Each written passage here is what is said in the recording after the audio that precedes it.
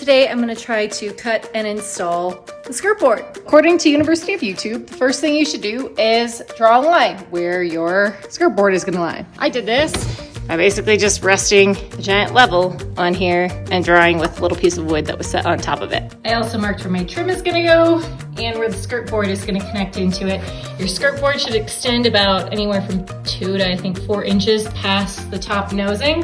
This piece I'm the most nervous about. The guy in the video had a fancy level that basically told you what your angle was, but I was too cheap to buy that. So I got this instead in the hopes that it would help me determine what angle I need to make my cut at.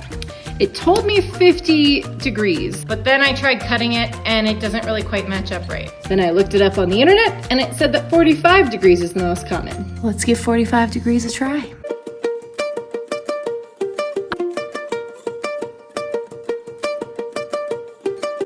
I know how I'm gonna do this because it's just me and it's so hard to like hold this board up by myself.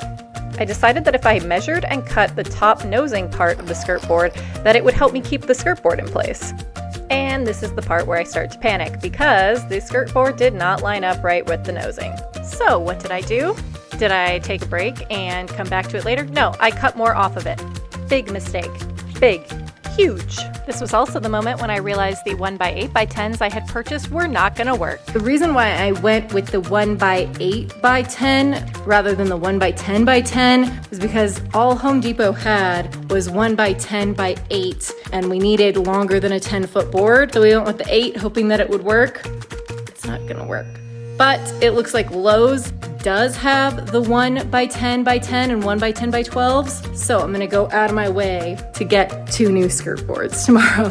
Thanks so much for watching. Please like and subscribe for part 6 and follow along for more home DIY.